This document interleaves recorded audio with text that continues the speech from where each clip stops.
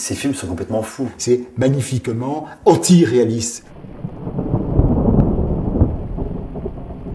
Il y a toujours une magie. C'est très avant-garde. C'est un cinéma complètement psychédélique.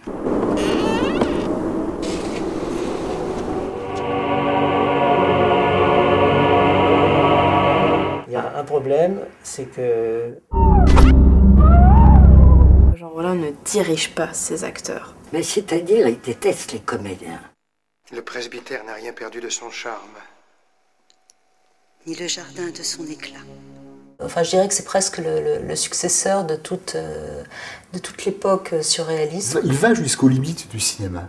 Rien, aucune situation peut automatiquement en amener une autre qui va être prévisible. Vraiment, il n'y a pas de logique.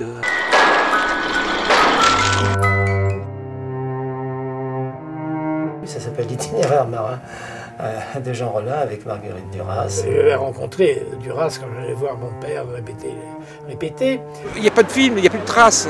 C'est dommage que tout soit perdu quand même. C'est un peu affreux quand même comme histoire.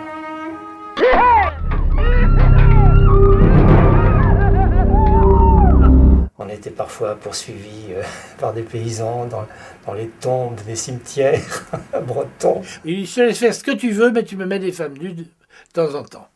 Alors bon, de temps en temps. Alors attendez, il me le rappelait sur le tournage. Tu n'oublies pas les femmes nues. Non, non, non. Alors bon, on faisait déshabiller une fille, et puis on faisait un plan comme ça. Bon.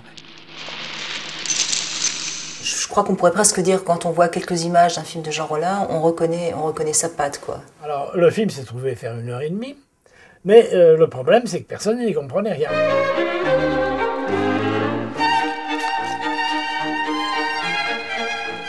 Il a écrit que je mériterais d'être fessé en place publique.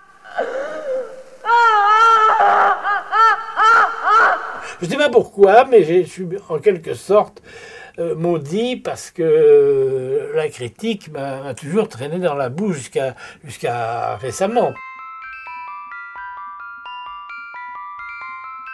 J'ai même été contacté par des gens proches de la fraction Armée Rouge, la bande à Bébert. À l'heure actuelle, dans le cinéma français, c'est un survivant quelque part.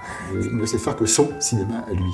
C'est-à-dire que quand on me ramenait après le tournage, il était 7h du matin, et il y avait déjà l'ambulance qui m'attendait pour m'emmener à l'hôpital. Et à la suite du tournage, je me tapais 4 heures de dialyse. Bon, enfin, comment j'ai survécu à pareille chose, ça me sidère encore aujourd'hui.